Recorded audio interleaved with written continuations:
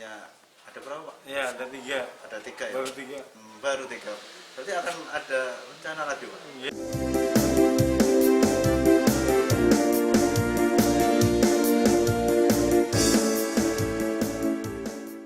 Assalamualaikum, berjumpa lagi dengan kami Rumah Pers Jogja. Kali ini kita akan melakukan jagungan atau diskusi menarik, dan materi ini sebenarnya agak tabu kalau dibicarakan di publik, tapi menarik karena memang ini menjadi sisi kehidupan orang yang terkadang harus dipilih. Apa tema pada kesempatan kali ini, yaitu sisi baik poligami, atau kita belum tahu banyak poligami itu. Kebanyakan orang mengatakan kalau poligami itu lebih ke arah negatif, tapi kita akan mengetahui poligami dari sisi yang positif. Nah, siapakah narasumber kita pada kesempatan kali ini, yaitu Bapak Nandar Winoro. Assalamualaikum Pak Nandar. Waalaikumsalam Pak Agung. Ini Pak Nandar ini karena temanya poligami ya Pak. Ya. Jadi langsung saja Pak. Benar nih Pak, istrinya ada berapa Pak? Ya, ada 3. Ada 3 ya? Baru 3. Baru 3. Berarti akan ada rencana lagi Pak? Ya, karena dalam Islam dibolehkan Iya. maksimal 4. Ya. Tapi masih ada kesempatan 1 lagi. 1 lagi. Kuotanya tinggal 1 lagi. Iya. Nah, Pak, apa Pak kok termotivasi untuk berpoligami Pak? Ya, ini mungkin ada suatu hikmah ya, yang satu sisi kita hanya mengetahui secara teoritis, misalnya dalam Al-Quran surah An-Nisa ayat 3, Allah membolehkan beristri lebih dari 1. Jika wanita itu ya 2, 3, atau 4. Kalau nggak mampu baru tidak mampu berarti baru 1. Kemudian dasar lain adalah kehidupan Rasulullah SAW yang memang istrinya lebih dari 1. Ya. Nah, dari sini ya bisa dengan sengaja tidak sengaja ya, takdir berkata demikian. Ya, ketika saya menikah yang pertama, dulu ketika ini belum pernah terbayang mau poligami. Ya. Tapi pada waktu itu ya saya mendirikan sekolah bersama istri saya, ya, menikah pertama itu. Kemudian setelah 10 tahun kok belum dikaruniai anak gitu. 10 tahun belum dikaruniai anak. Kita ngambil bersangka baik pada Allah. Mungkin kita harus mendidikan orang lain dulu, ya, supaya mereka jadi pintar-pintar, cerdas dan sebagainya. Nah, kemudian maka kita juga membuat ini Ibnu Abbas itu ya, ketika sekolah ini. Kemudian baru setelah itu kita rembukan keluarga. Nah, karena ini garis keturunan penting sekali gitu, menyambung keturunan. Ya, akhirnya istri pertama membolehkan, kemudian keluarga juga besar membolehkan. Izinnya bagaimana Pak? Waktu minta izin dengan istri pertama? Ya, menghadapi realitas bahwasanya sampai 10 tahun ini belum ada anak, ini gimana? Ya, upaya sudah kita lakukan ya, dengan bayi tabung. Kita juga nanti insya Allah berdoa di Baitullah ya, daftar haji sudah juga. Nah, kemudian juga pakai alternatif lain, ya, gimana ya, misalnya saya menikah lagi, dan langsung dibolehkan poligami, ya, diskusi-diskusi. Ya, intinya ya karena pemahaman agama yang baik juga, paham dengan agama sehingga Islam membolehkan, tidak melarang pemahaman agama sehingga nggak masalah. Ya, asal mampu berapa dia. Nah, kemudian kita istri memperbolehkan ya, nikah lagi. Kemudian ya tadi ya, kita mengurus ya, secara resmi ya, untuk nikah kedua ini. Jadi sah semua ya Pak? Jadi lewat KUA ya, resmi lewat KUA. Yang kedua gitu ya, yang ketiga juga sama ya, persetujuan istri pertama dan kedua ya. Kemudian menikah yang ketiga. Yang hikmahnya memang, nah ini yang mungkin barokah ya dalam kita berpoligami, karena memang kita lakukan dengan cara yang benar ya, sesuai dengan syariat Islam, sehingga alhamdulillah pernah dapat barokah. Setelah menunggu 10 tahun tidak mulai keturunan, tapi setelah poligami 2 bulan setelah saya nikah yang kedua itu justru istri pertama saya yang hamil. Nah inilah hikmah ya mengantarkan saya Kebarokahan ya, ya. kepada barokan kita berpoligami ya, yang sebelumnya ketika nikah pertama belum pernah terbayangkan, tapi kemudian Allah ngasih jalan ya tadi, kok nggak punya putra ya, yang harusnya mungkin dari orang lain dan sebagainya. Nah kemudian setuju istri ya, dan kemudian justru hikmahnya di situ. Nah di sini mungkin menjadi suatu pelajaran, menjadi ibrah bagi kita, bahwa ternyata setelah nikah malah punya putra gitu ya. Nah ini kan satu karunia dari Allah ya. Nah yang kita sebut ini barokah. Itu. Sehingga kemudian punya anak dari istri pertama gitu. Ya. Terus yang kemudian yang kedua pernah 3 bulan setelah itu hamil, cuman janinnya nggak berkembang, kemudian sampai kemudian 8 tahun pernikahan juga belum dikaruniai anak. Sebenarnya istri pertama itu dikaruniai ya jadi 3 anak, ya dikaruniai 3 anak, ya. Tapi semua sesar, ya. Sebenarnya sesar semua, sehingga harus mandek, ya. Sehingga untuk nambah keturunan nggak bisa dari istri pertama. Padahal ya kita ikuti apa-apa yang ada dalam hadis Rasulullah, Rasul senang kan umat yang banyak, sehingga saya juga senang punya anak banyak. Kemudian akhirnya rembukan lagi dengan istri, bahwa ini yang pertama, kemudian yang kedua juga belum juga, sehingga akhirnya membolehkan untuk kita yang ketiga. Untuk yang ketiga ini yang melamarkan juga istri yang pertama dan kedua yang melamarkan. Ya bukan saya, istri yang kedua yang melamarkan. Jadi niatnya itu bukan karena ya Pak, lebih kepada penilaian fisik karena kecantikannya atau karena ini, gitu Pak? Tidak, jadi nggak bukan hal itu ya, tetapi karena memang kita ini karena sunnah Rasul dan juga sunnah Rasul yang lainnya, yaitu ingin memperbanyak keturunan. Ya sehingga karena yang pertama juga sudah stop karena sesar 3 kali diputus, ya pertama itu ya, kemudian akhirnya yang kedua juga belum 8 tahun belum punya putra, akhirnya rembukan ya, istri-istri membolehkan yang pertama dan kedua, bahkan yang melamarkan ya istri yang pertama dan kedua, yang ketiga itu ya. Kemudian yang ketiga alhamdulillah dengan yang ketiga ya kan agak cuma menambah keturunan ya, udah mulai dikaruniai anak ya. Dalam ini 6 tahun nikah ini alhamdulillah sudah mau dikaruniai 5 anak. 5 anak Pak? Ya. Jadi semua berapa? Sekarang 4. Baru 4. Ini udah mau 5 anak? Ya mau 5. Mau 5 anak? Mau 5 anak. 6 tahun pernikahan. Ini benar-benar niatnya untuk nambah keturunan, alhamdulillah. Pak, orang itu kan kalau kadang 3 istri Pak, itu kadang ada enggak Pak, perselisihan. Sedangkan Bapak itu sebagai pemimpin di antara 3 ini, dalam rumah tangga. Kadang satu orang itu aja, satu pendamping, satu istri aja kadang banyak kasus-kasus ini Pak. Nah, iya. Bagaimana Pak itu mengatur itu? Dalam artian semua manusia, pada misal itu manusia itu punya sifat fujur wa taqwa. Sifat fujur itu mengarah kepada Fujur dan takwa. Fa'alhamaha fujuroha wa taqwa ya. Ya dalam surat As-Sam ya, ayat 8 itu ya. Fujur itu buruk ya Pak? Fujur itu mengarahnya pada buruk, pasti semua orang punya sifat itu. Tidak ada satupun manusia yang tidak ada punya berbuat salah. Mesti mengarah kejelekan. Takwa itu mengarah pada kebaikan.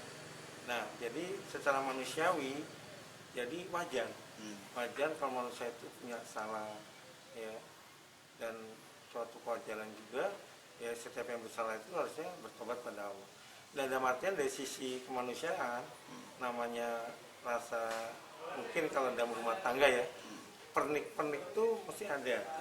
Kalau nggak ada itu bohong. Jadi sakinah mawaddah warahmah itu bukan berarti suatu keluarga yang tanpa ada permasalahan, nggak mungkin. Ya karena ada sisi manusia yang sifat fujur, yang pasti manusia itu punya sisi yang jeleknya. Ya, tetapi kan bagaimana meminimalisasikan potensi-potensi fujur tadi, ya sehingga itu menjadi pernik aja. pernik itu kan dikit-dikit aja, jadi nggak masalah. Pernah cemburu Itu sama satu? pernik aja, nggak apa-apa. Nanti ada yang nama apa, orang Aisyah juga pernah cemburu kan sama Khadijah, padahal Khadijah udah meninggal.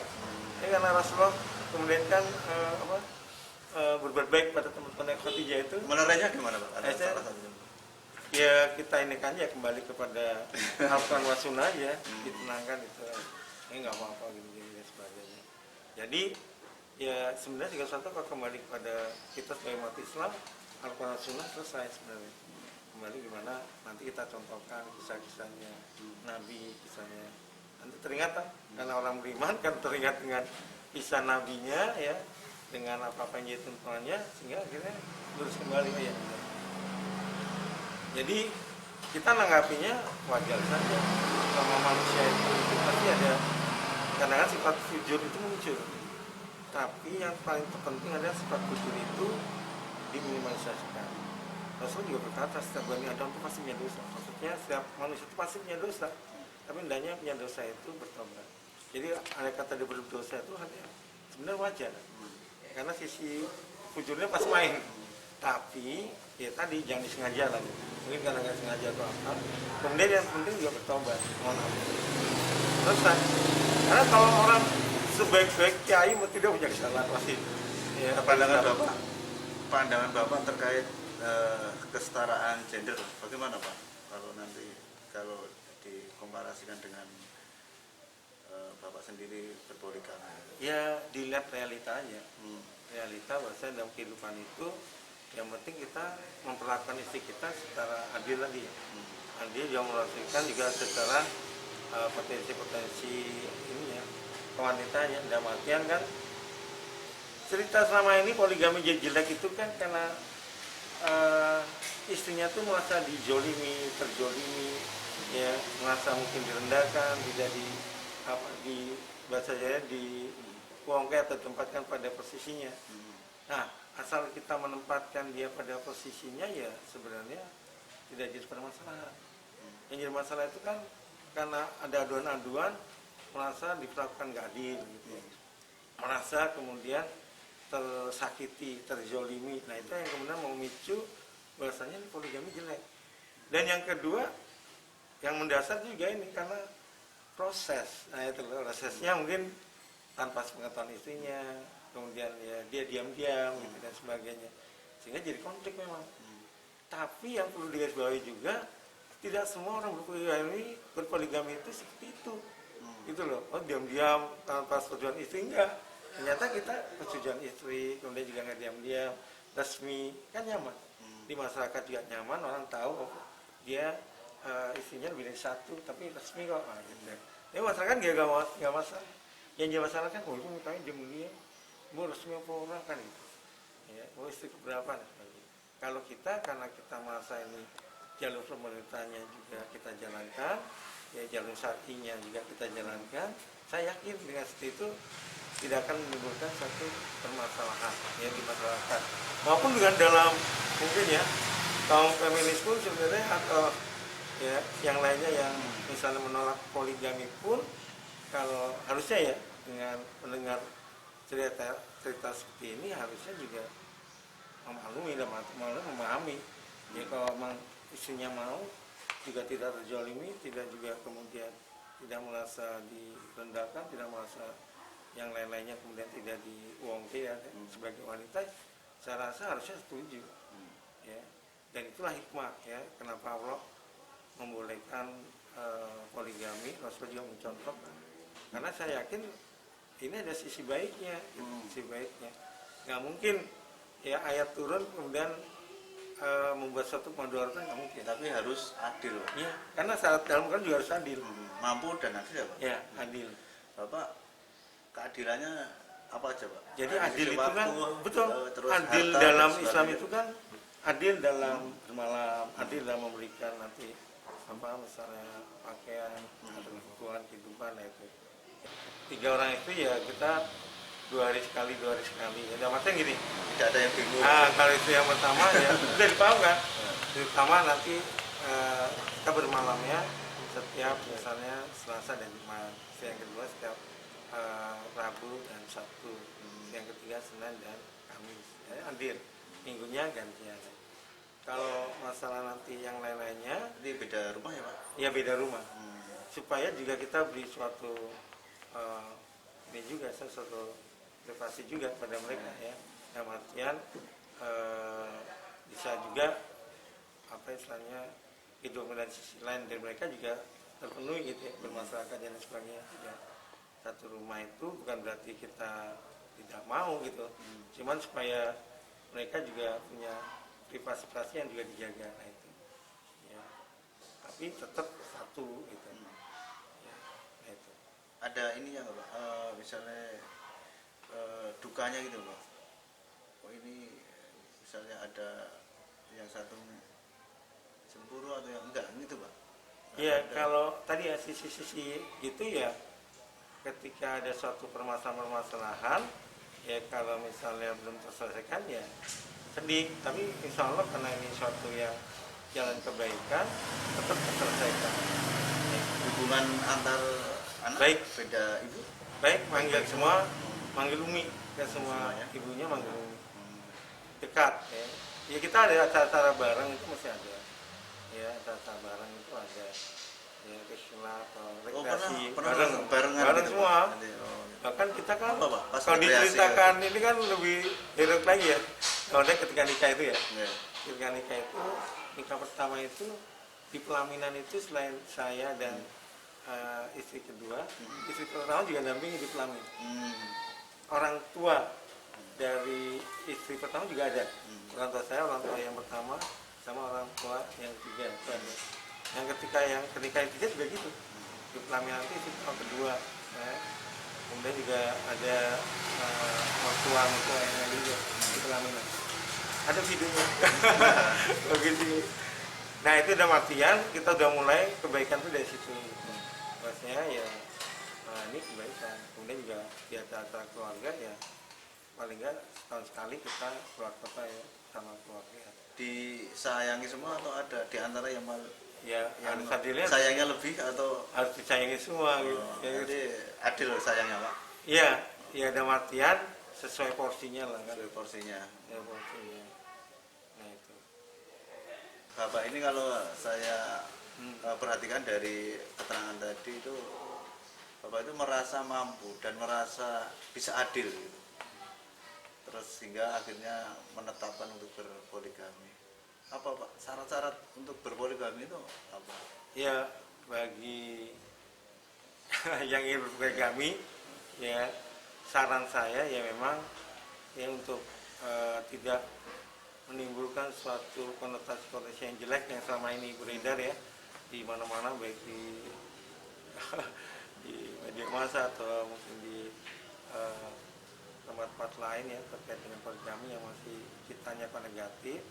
Maka aturan-aturan agama itu dijalankan terkait dengan poligami, dan juga aturan-aturan negara ya itu juga dijalankan. Yang insya Allah kalau kita niatan baik semuanya itu bisa berjalan ya udah dengan baik. Ya misalnya ini ya, sebagai contoh aja ya, kalau kita ingin berpoligami ya kita mendapatkan ya persetujuan dari istri kita ya, kemudian kita bisa ngurus ya nikahnya harus resmi ke KUA ya, dimana KUA itu nanti akan menikahkan kita kalau ada surat keputusan dari pengadilan agama.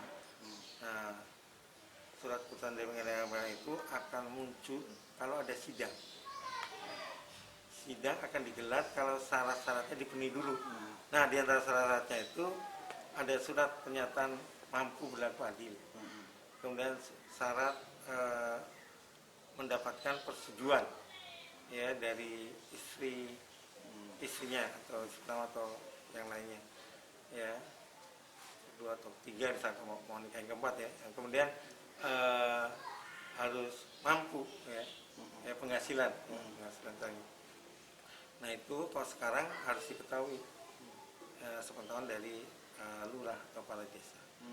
Pernyataan itu harus diketahui. Ya, itu. Nah kemudian insya Allah semua bisa diurus ya kata dengan baik. Nah kemudian ya insya Allah ya nikahnya jadi resmi ya, nanti itu juga tahu dan sebagainya. Nah ini akan memunculkan satu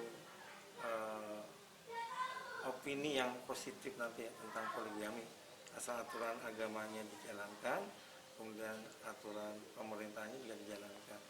Nah itu, jadi insya Allah walaupun syaratnya itu memang ada banyak ya, cuman asal kita jalankan dengan niat yang baik, insya Allah baik syarat yang dari pemerintahan atau syarat agama itu, ya insya Allah bisa bisa dilaksanakan. Kalau syarat agamanya kan intinya kan ya tetap ketika nikah itu tidak diam-diam ya, tetap ada walinya ya, kemudian ada maharnya ya, ada 2 orang saksi dan ada ijab kabul, ini secara agamanya. Nah kalau secara pemerintahnya harus lewat KUA. Nah 4 syarat ini bisa dipenuhi lewat KUA juga, makanya diurus saja KUA mau nikahkan ya tadi syaratnya. Jadi jangan takut ya intinya kalau ada niatan baik ya ingin menjalankan sunnah Rasul silakan, cuman ya tadi jangan memunculkan satu opini yang negatif di masyarakat ya. Saya tadi nikahnya kok diam-diam ya tanpa sepengetahuan istrinya ya, kemudian juga memunculkan konflik-konflik ya karena ya tadi permasalahan yang ada di antara istrinya. Nah itu ya, maka itu bisa dihindari sejak awal kalau nikah kita ya tadi baik secara agama ataupun secara pemerintahan kita penuhi. Kemudian ya keluarga juga didekati lah, tidak hanya istri aja tapi juga keluarga besar ya, paling ya tahu ya dengan niatan baik dan sebagainya. Dan saya yakin karena ini suatu yang diperbolehkan dalam Islam ya oleh Allah dan Rasulnya, insya Allah masih ada jalan. Ya, kalau kita punya niat yang baik dan mereka ibadah pada Allah, itu ada jalan yang sebenarnya Allah memudahkan kita. Insya Allah seperti itu. Nah, untuk penutup closing pesan untuk memposisikan poligami itu bagaimana biar tidak muncul stigma buruk gitu. Bagi kita yang mau berpoligami ya, syarat-syarat dalam agama itu harus dipenuhi dan juga syarat-syarat di pemerintahnya juga dipenuhi, sehingga akan memunculkan suatu opini ya, atau image yang positif nantinya tentang poligami, bahwasanya kesan poligami bahasa itu kemudian menyakiti atau menjolimi itu nggak ada ya, karena kita menjalankan syariat Islam ya, yang dibolehkan oleh Allah dan Rasulnya ya, gitu. Baik, demikian tadi kita sudah ngobrol jagungan dengan tokoh kita, tokoh yang berpengalaman dalam poligami dan dia menjadi pelaku langsung saat ini. Posisi Pak Nandar Winoro ya, Pak Nandar Winoro ini punya istri 3 dan tadi sudah diulas banyak hal dan akhirnya kita sampai di penghujung acara. Dari saya, salam Rumah Pers Jogja.